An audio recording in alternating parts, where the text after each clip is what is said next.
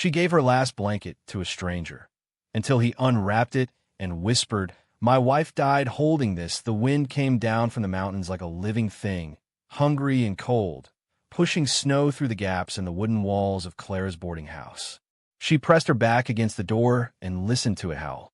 Outside, the town of Mercy Creek was dying the same slow death it had been dying for 3 years now, ever since the silver mine played out and left nothing but empty promises buried in the earth. Clara pulled her shawl tighter and walked to the window. Ice had formed on the inside of the glass, making the world beyond look like something seen through tears. The street was empty except for the snow that kept falling, covering the ruts left by wagons that rarely came anymore. Most folks had moved on, chasing rumors of gold in California or following the railroad east. Only the stubborn ones remained, and the ones who had nowhere else to go. She was both. In her hands, Clara held the blanket. It was small, meant for a baby, made from wool she had dyed blue with berries she'd picked the summer before Thomas was born. Every stitch had been sewn by lamplight while her husband worked late at the mine. Every thread was a prayer, a hope, a dream of the life they would build together. Now was all she had left of either of them.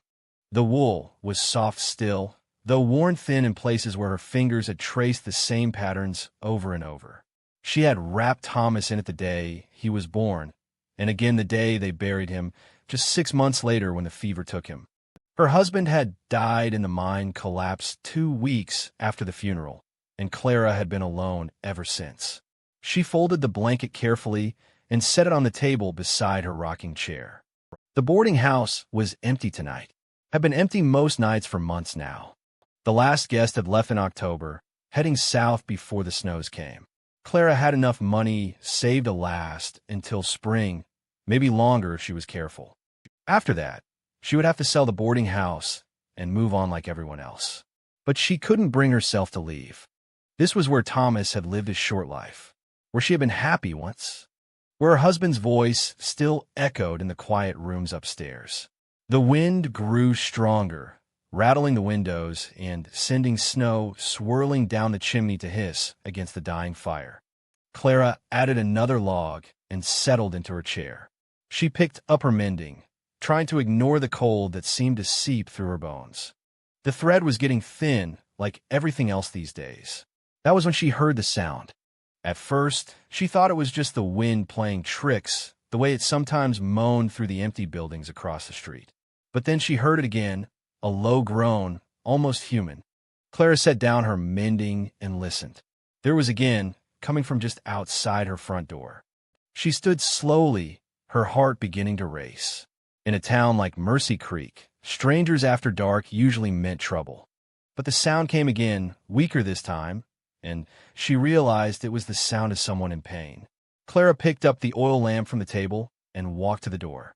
She pressed her ear against the wood and heard nothing but the wind. Then, very faintly, she heard breathing, ragged and shallow, like someone fighting for each breath.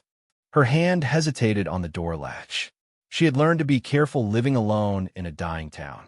Men passed through sometimes, drifters and worse, looking for easy targets. But the breathing outside sounded desperate, defeated, not dangerous. She opened the door. Snow blew in immediately, stinging her face and guttering the lamp flame. At first, she couldn't see anything in the swirling white.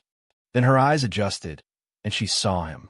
A man lay curled against her front steps, barely visible under a thin layer of snow. His clothes were dark and travel-worn, his hat missing.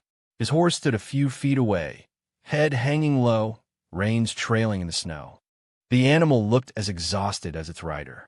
Clara stepped forward carefully. "Sir, are you hurt?"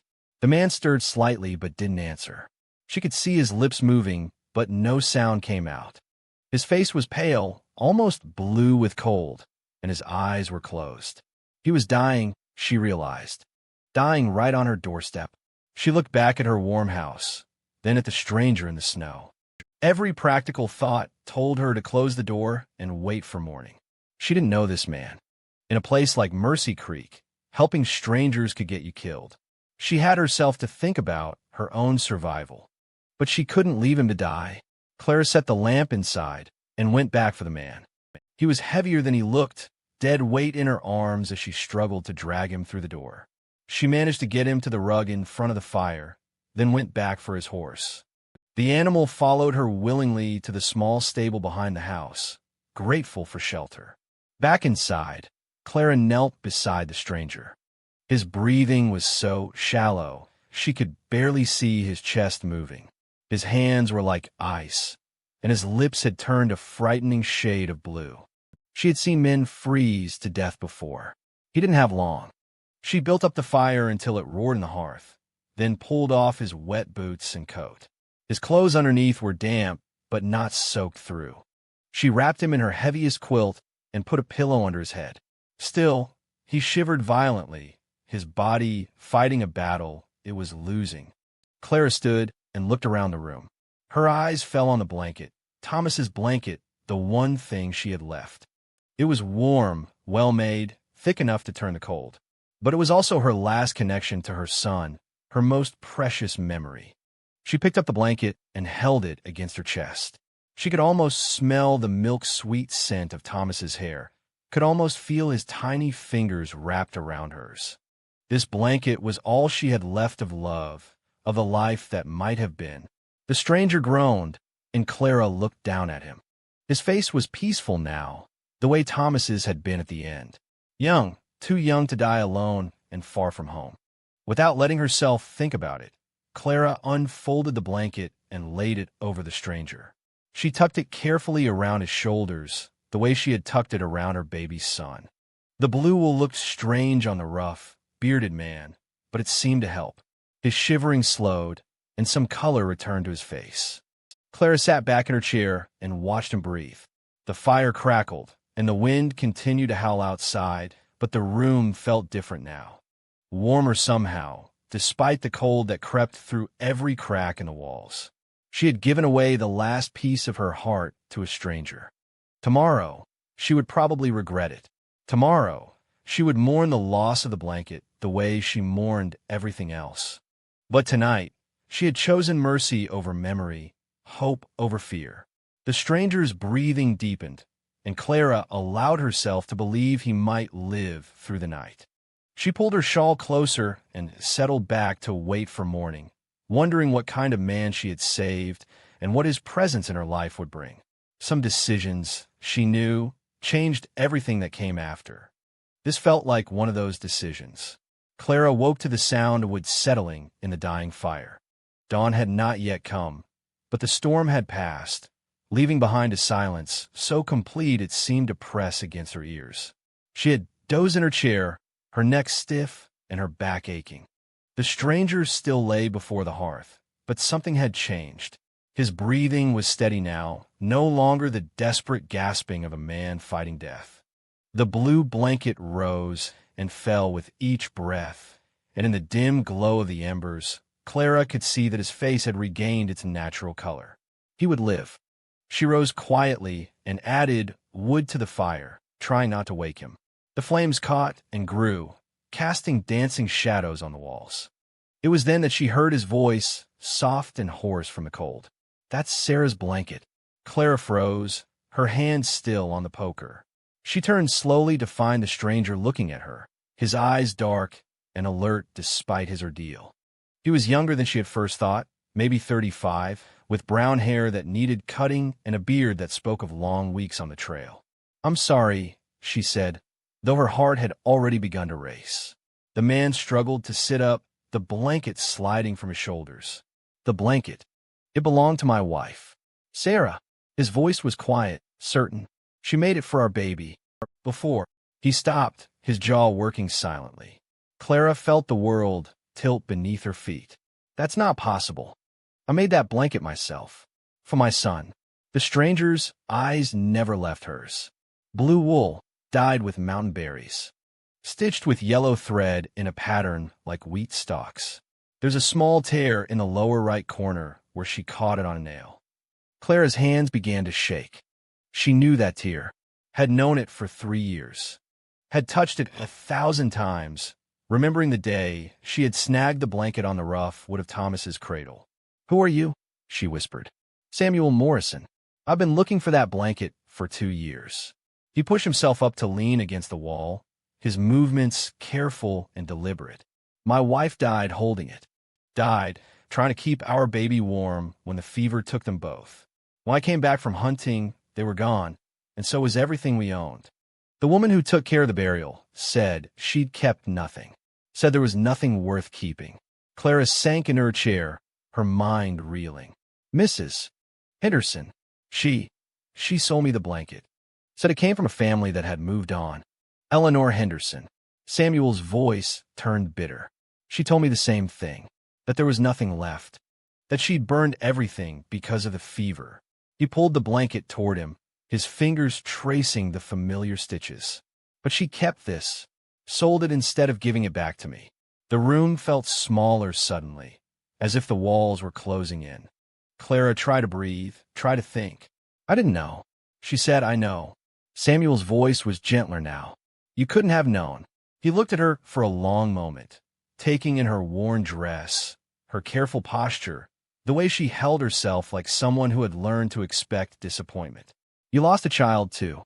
It wasn't a question. Clara nodded, not trusting her voice. What was his name? Thomas. The word came out like a prayer. He lived 6 months. Samuel closed his eyes. My daughter lived 4 days. We called her Grace.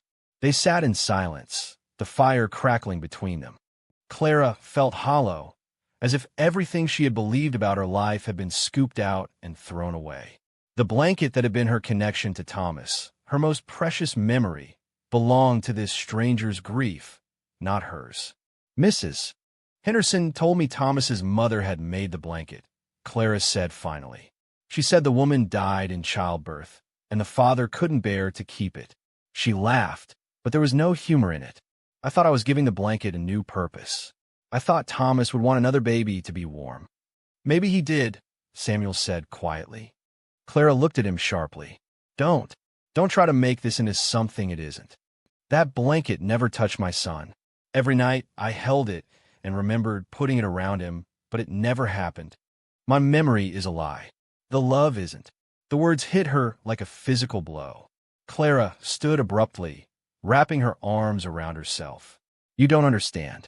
That blanket was all I had left of him. Without it, she couldn't finish the thought. Samuel struggled to his feet, keeping the blanket wrapped around his shoulders. He was taller than she had expected, but he moved like a man who had been hurt and healed badly. 3 years ago, I rode into Mercy Creek looking for work. The mine was still running then, and I needed money to get Sarah and Grace somewhere warmer before winter. I met your husband at the saloon. Clara's breath caught. You knew James? We played cards a few times. He talked about you, about the baby you were expecting. He was so proud, so hopeful. Samuel's voice grew distant. He won $20 off me that last night. Said he was going to buy his son a proper blanket, something his wife could keep forever. The room spun around Clara. She gripped the back of her chair, trying to stay upright. He never bought me a blanket. I made the one Thomas used myself from scraps. Maybe he did buy one. Maybe Mrs. Henderson sold that one too, to someone else. Maybe there are 2 mothers in this territory who wrap their babies in blankets that belong to dead children. Samuel's voice was steady, but Clara could hear the anger underneath. She made a business of our grief. Clara felt sick.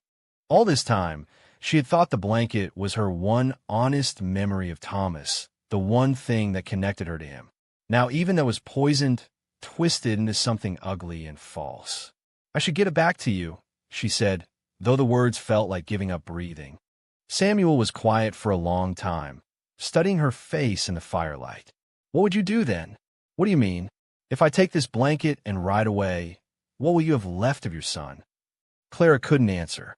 The truth was too terrible. She would have nothing. No blanket, no mementos, no physical proof that Thomas had ever existed. Just her own memories, and even those felt suspect now.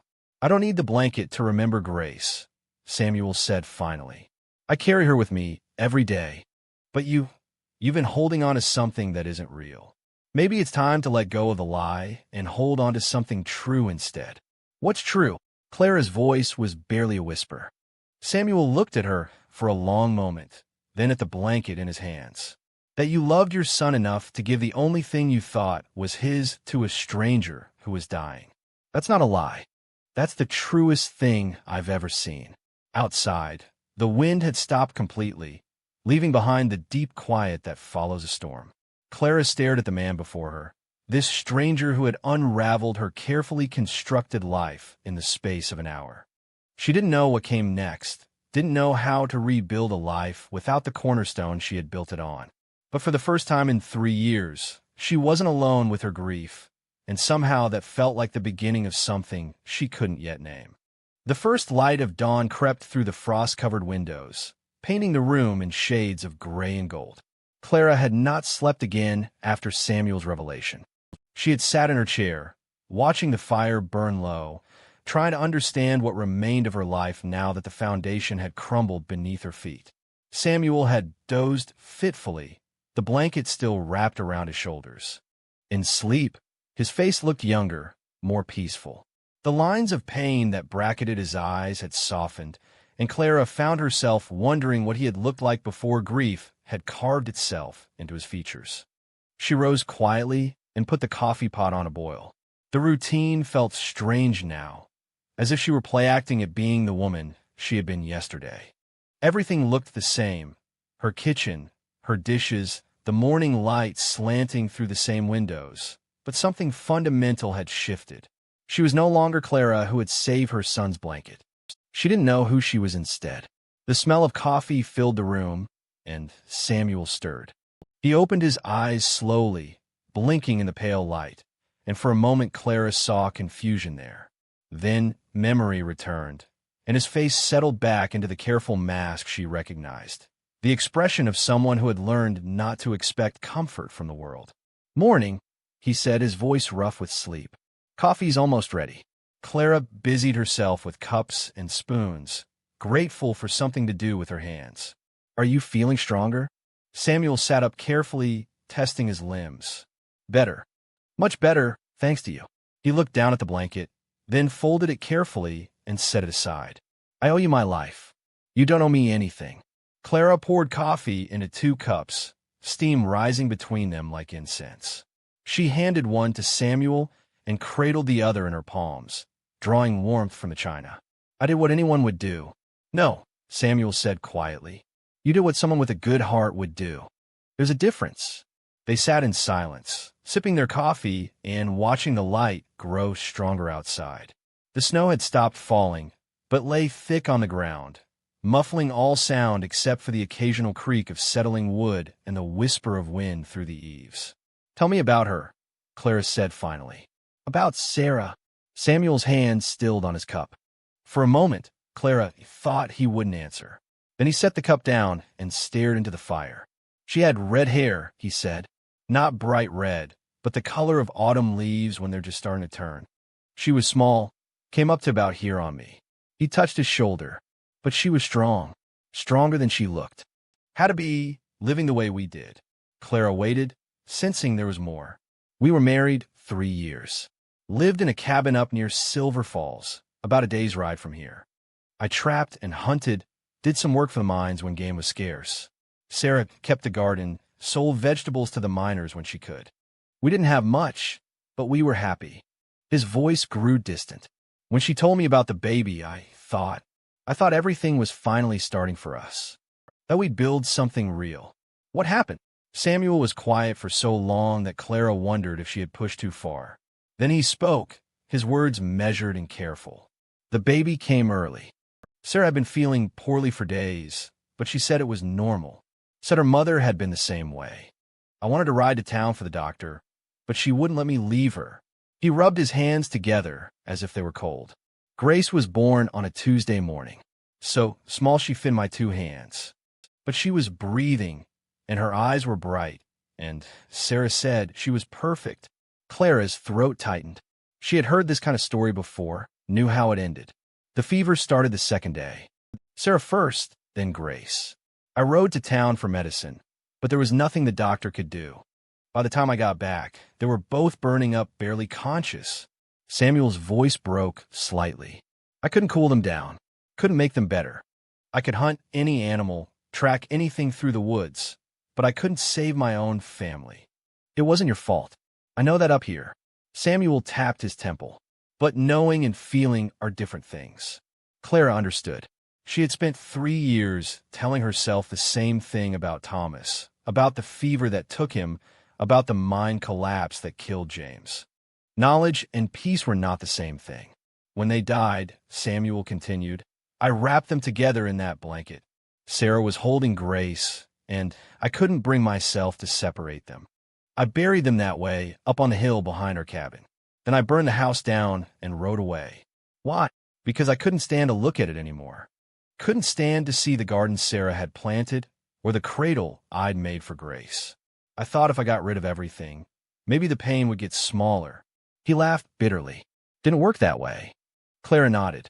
She had tried the same thing with Thomas's room, packing away his few belongings, giving away the clothes that had never fit him. It hadn't helped. The emptiness had just grown larger. When did you learn about the blanket? About a year after. I came through Mercy Creek again, looking for work. I was drinking too much then, trying to forget. Someone mentioned that Mrs. Henderson had some things for sale, things from families that had moved on or died. I want to see if maybe she had something of Sarah's, something small I could keep.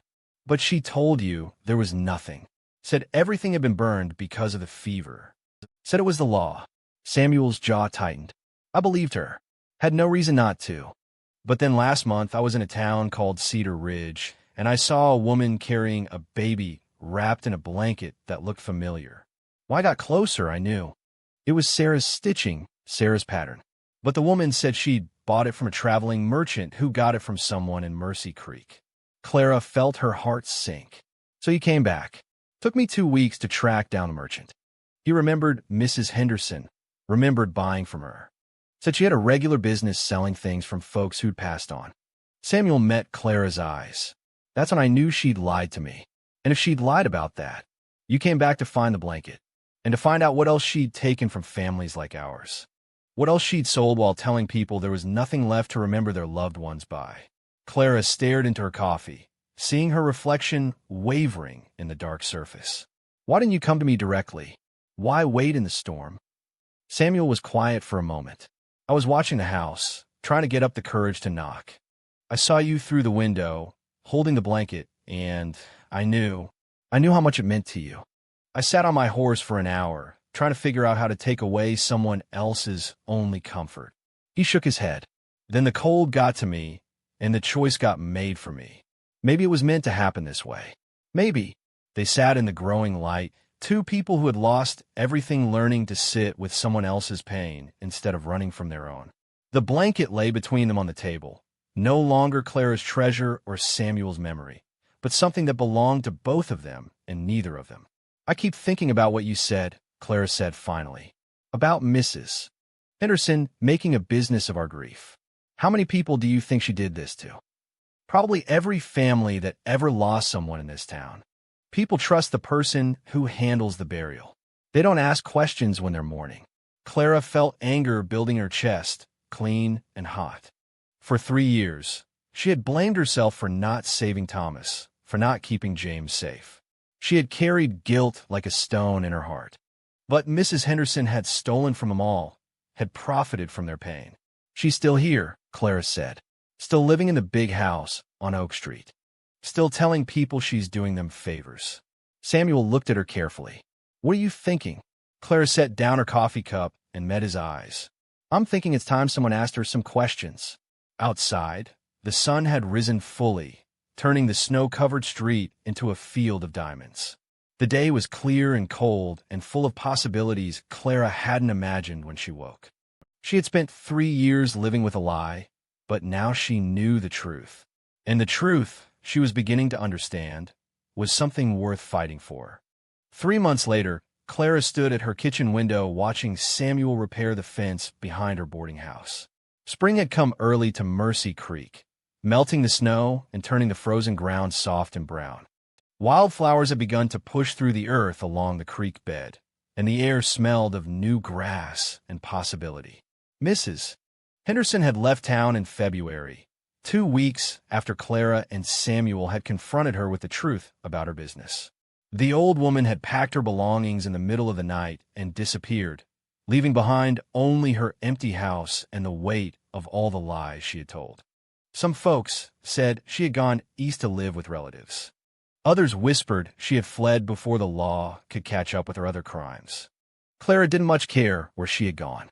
What mattered was that she was gone, and the truth had finally been told. Word had spread through the territory about what Mrs. Henderson had done, and slowly, other families had come forward with their own stories. A wedding ring sold that should have stayed with a widow. A child's wooden horse taken from a burned-out homestead. Small things, precious things, sold to strangers while grieving families were told nothing had survived. Samuel had stayed through the worst of winter, sleeping in the small room above the stable, helping Clara keep the boarding house running even though no guests came. He chopped wood and mended things and made sure she had enough supplies when the snows were deep. He didn't talk much about his plans, and Clara didn't ask.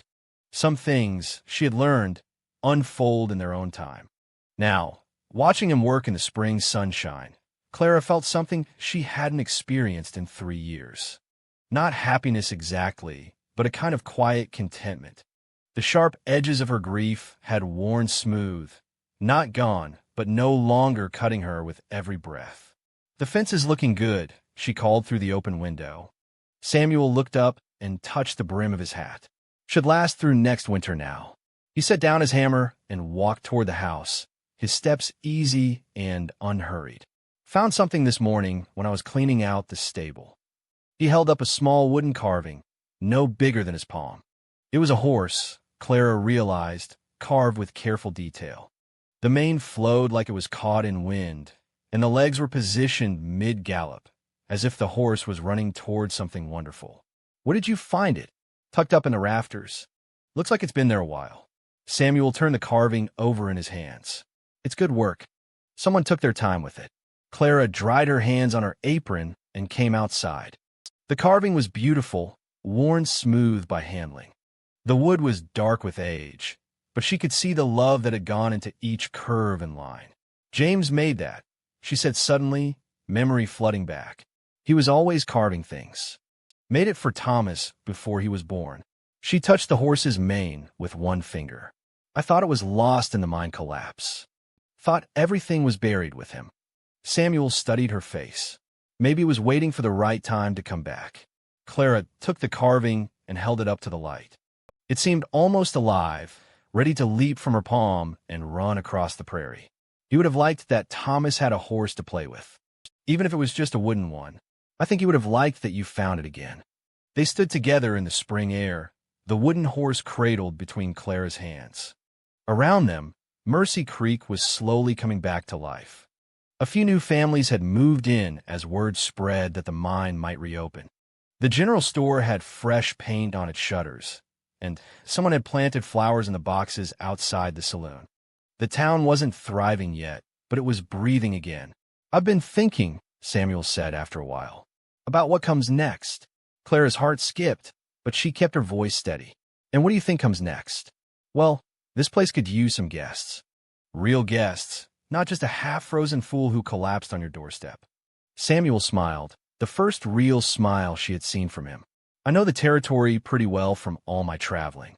Know where the good hunting is, where the fishing's best. Could bring people through, folks looking for a place to rest and eat a good meal. You're talking about staying. If you'll have me. As a partner in the business, I mean. Nothing more than that unless." He stopped, his face coloring slightly. "Unless someday, you might want something more." Clara felt tears prick her eyes, but they weren't tears of sadness. "Samuel Morrison, are you asking to court me?" "I'm asking if you think there might be room in your life for someone who understands loss, but isn't afraid of hope." Clara looked down at the wooden horse in her hands, then at the man who had brought truth back into her life. 3 months ago, she had been a woman clinging to a lie, afraid to let go of grief because it was all she had left of love. Now she stood in spring sunshine with the possibility of something new stretching out before her like an unmarked trail. "There's something I need to do first," she said. She walked into the house and came back carrying the blue blanket. It was folded carefully, the way she had kept it for 3 years. But now, instead of feeling like a burden, it felt light in her arms. "This belongs to both of us," she said. "Both our children, both our memories. But maybe it's time it went to someone who needs it now." Samuel nodded slowly. "What did you have in mind?" Mrs. Patterson at the church mentioned a young couple, new to town. Their first baby is due in a few weeks, and they don't have much. Maybe the blanket has done enough looking backward. Maybe it's time for it to look forward instead. Clara held the blanket out to Samuel. "Will you come with me to give it to them?" Samuel took one corner of the blanket while Clara held the other. Between them, the blue wool caught the spring breeze and billowed gently, like a sail filled with wind. "Sarah would have liked that," Samuel said quietly. "Grace, too. Thomas would have wanted another baby to be warm," Clara said. "A baby who might live to grow up and have children of her own." They walked together toward town, the blanket carried between them like a bridge. Behind them, the boarding house stood ready for guests, for laughter, for the sound of life returning to empty rooms. Ahead, the church bells were ringing, calling people to Sunday service, to community, to the hope that broken things could be mended and lost things could be found again. As they walked, Clara felt the wooden horse in her pocket. James's gift to his son finally returned after 3 years of waiting in the rafters. She thought about the strange way life circles back on itself, how the things we lose sometimes come back to us when we're ready to receive them differently, how love, once planted in the soil of sacrifice, can bloom again in the most unexpected places. The blanket danced in the wind between them, no longer a symbol of what was lost, but a promise of what might yet be found. And Clara Morrison, for she had decided she liked the sound of that name, walked toward her future with her hand in Samuel's and hope spreading through her chest like warmth from a fire that would never go out again.